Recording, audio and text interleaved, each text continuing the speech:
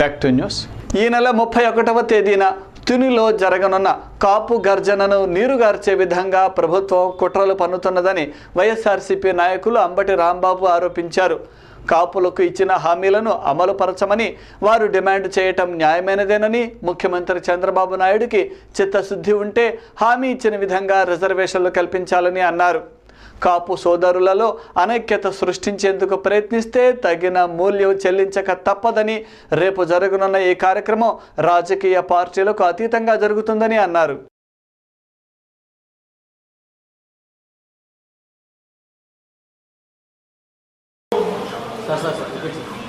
కాపు ఐక్య గర్జన జరుగుతున్నటువంటి విషయం అందరికీ తెలుసు. త్రీలో జరిగేటటువంటి కాపు ఐక్య గర్జనకు రాష్ట్ర నలుచెరుగుల నుంచి కూడా కాపు సామాజిక వర్గానికి చెందినటువంటి యువకులు, పెద్దలు తండోపతండాలుగా వెళ్ళి తునిలో జరిగేటటువంటి కాపు ఐక్య గర్జనను విజయవంతం చేయాలని, ప్రభుత్వం కాపుల పట్ల ఇచ్చినటువంటి హామీని చిత్తశుద్ధితో ప్రయత్నం చేయటం లేదనేటువంటి విషయాన్ని గమనించి ప్రభుత్వం మీద ఒత్తిడి తీసుకొచ్చేందుకు ఏర్పాటు చేసినటువంటి సమావేశానికి విపరీతమైనటువంటి స్పందన రావడంతో ఈ రాష్ట్ర ముఖ్యమంత్రి చంద్రబాబు నాయుడు గారు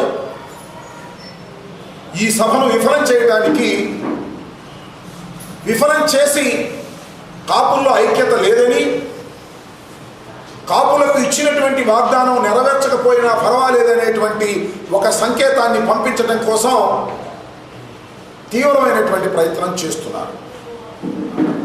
దానితో ఆగకోకుండా నిన్నే ఆయన చాలా బిజీగా ఉన్నటువంటి చంద్రబాబు నాయుడు గారు నిన్న హైదరాబాద్లో జరుగుతున్నటువంటి కార్పొరేషన్ ఎన్నికల్లో చాలా బిజీగా ఉన్నటువంటి చంద్రబాబు నాయుడు గారు తీరిక చేసుకొని టెలికాన్ఫరెన్స్ పెట్టి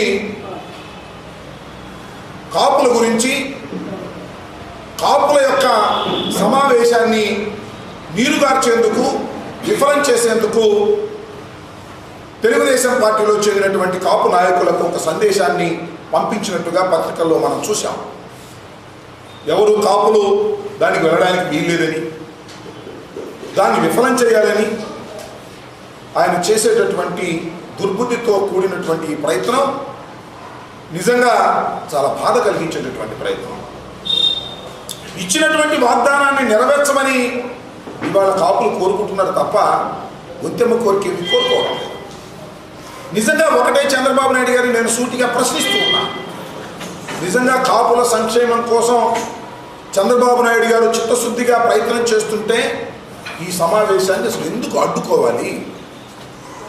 ఎందుకు ఈ సమావేశానికి తెలుగుదేశం కార్యకర్తల్ని, కాపుల్ని, తెలుగుదేశం నాయకుల్ని వెళ్ళొద్దని హుకుం జారీ చేయాలి? నిజంగా కాపుల సంక్షేమం కోసం కట్టుబడి ఉన్నటువంటి ప్రభుత్వమే ఇదైతే, ఈ 2 సంవత్సరాల కాలంలో కాపుల సంక్షేమం కోసం చిత్తశుద్ధిగా పనిచేసినటువంటి ప్రభుత్వమే ఇదైతే, తెలుగుదేశానికి చెందినటువంటి నాయకులందరినీ కూడా ఈ కాపు ఐక్య గర్జనకు వెళ్ళి ఆ ఐక్య గర్జనలో చంద్రబాబు నాయుడు గారి ప్రభుత్వం కాపులకు చేసినటువంటి సంక్షేమ కార్యక్రమాలను వివరించి కాపుల మన్నన పొందవచ్చు కదా. ఎందుకు చంద్రబాబు నాయుడు గారు అలా పొందకోకుండా దీన్ని అడ్డుకోవడానికి ప్రయత్నం చేస్తున్నారంటే, కాపులకు ఈ 2 సంవత్సరాల కాలంలో చంద్రబాబు నాయుడు గారు చేసింది శూన్యం. మహాత్మా గాంధీ వర్ధంతిని పురస్కరించుకొని నేడు నగరంలోని అన్ని కూడళ్ల వద్ద నగరవాసులు మౌనం పాటించారు. ప్రభుత్వ ఆదేశాల ప్రకారం 11 గంటల నుండి 11 గంటల 2 నిమిషాల వరకు ట్రాఫిక్ను నిలిపివేసి గాంధీజీకి నివాళులు అర్పించమని ట్రాఫిక్ డీఎస్పీ శ్రీనివాసులు తెలిపారు. తమ సిబ్బందితో పాటు నగరవాసులు కూడా మౌనం పాటించి మహాత్మునికి శ్రద్ధాంజలి ఘటించారన్నారు. ప్రపంచవ్యాప్తంగా అహింసావాదిగా గుర్తింపు పొందిన గాంధీజీ భారతీయులందరికీ జాతపితగా కొనియాడబడ్డారని అన్నారు.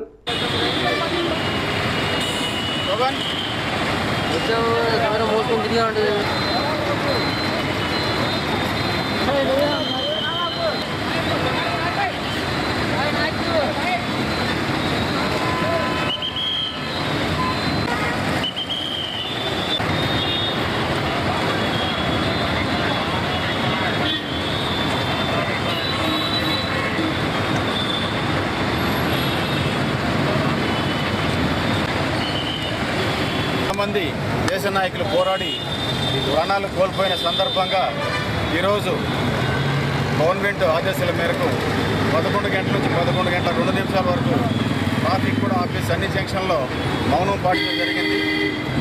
ఆ మౌనం ఇప్పుడు దాకా పాటించాము తెలియజేస్తున్నాం. బతుకుల్లో ఉన్న భారతదేశాన్ని స్వాతంత్ర దేశంగా అవతరించడానికి ఎంతోమంది స్వాతంత్ర సమరయోధులు తమ ప్రాణాలను త్యాగం చేయడం జరిగింది. వాళ్ళకి నివాళి అర్పించాలనే ఉద్దేశంతో ఈరోజు 11 గంటల నుంచి 11:02 వరకు అందరం కూడా మౌనం పాటించడం జరిగింది. ట్రాఫిక్ ఆపి మౌనం పాటించాం. అందరికీ కూడా కృతజ్ఞతలు తెలియజేస్తున్నాం. సెంట్రల్ యూనివర్సిటీ విద్యార్థి రోహిత్ ఆత్మహత్య వెనుక ఉన్న వాస్తవాలను వెలికితీసి బాధ్యులైన వారిపై తగిన చర్యలు తీసుకోవాలని మాల మహానాడు నాయకులు చెన్నకేశవులు డిమాండ్ చేశారు. నేడు రోహిత్ జన్మదినాన్ని పురస్కరించుకొని మాల మహానాడు ఆధ్వర్యంలో ఘన నివాళులు అర్పించామని అన్నారు. కేంద్ర ప్రభుత్వం నియమించిన త్రిసభ్య కమిషన్ పారదర్శకంగా విచారణ నిర్వహించి నిజాలు నిగ్గు తేల్చాలని, విద్యాలయాల్లో ఇటువంటి సంఘటనలు పునరావృతం కాకుండా పటిష్టమైన చర్యలు తీసుకోవాల్సిన బాధ్యత ప్రభుత్వానిదేనని అన్నారు. యూనివర్సిటీలలో రాజకీయ నాయకుల జోక్యాన్ని విడనాడాలని కోరారు.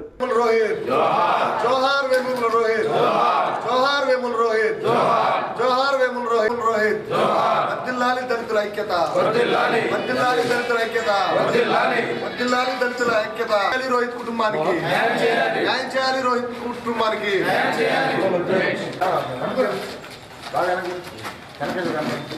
జోహార్ వేముల రోహిత్. పుట్టినరోజు సందర్భంగా గుంటూరు జిల్లా మాల మహానాడు తరపున తన జన్మదిన వేడుకలు చేస్తూ అమ్మ కొడుకులందరూ అన్నదమ్ములే, ఆ తల్లి కన్న బిడ్డే మా రోహిత్ కాబట్టి రోహిత్కి ఘనమైన నివాళులర్పిస్తూ ఈ దేశంలో రోహిత్ లాంటి తల్లి ఇంకొక తల్లికి అన్యాయం జరగకుండా ఈ దేశంలో ఉన్నటువంటి కేంద్ర రాష్ట్ర ప్రభుత్వాలు చూడాలని చెప్పి మేము మాల మహానాడుగా డిమాండ్ చేస్తూ ఉన్నాం. రోహిత్ ఈరోజు అంబేద్కరైట్స్ మేధావి, విద్యావేత్త, రైటరు మా సోదరుడు రోహిత్ గత నెల 17వ తారీఖున సెంట్రల్ యూనివర్సిటీలో చనిపోవడం జరిగింది. చనిపోయిన దగ్గర నుంచి కూడా మాకు ముఖ్యంగా మీడియా చాలా చక్కగా సహకరించింది. క్యూటీవీ న్యూస్ ముగించే ముందు హెడ్లైన్స్ మరొక్కసారి.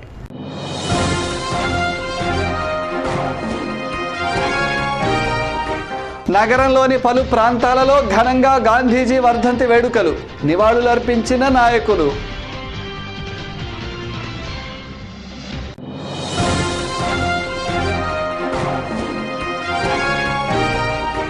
వేసవిలో నీటి ఎద్దడి ఎదుర్కొనేలా ముందస్తు ప్రణాళికను సిద్ధం చేయండి, కలెక్టర్ కాంతిలాల్ దండే.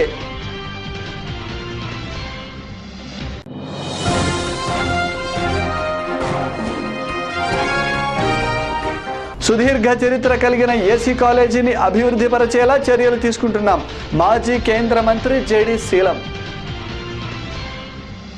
ఇవి ఈరోజు విశేషాలు. మరిన్ని వార్తలతో మళ్ళీ కలుద్దాం. నమస్కారం.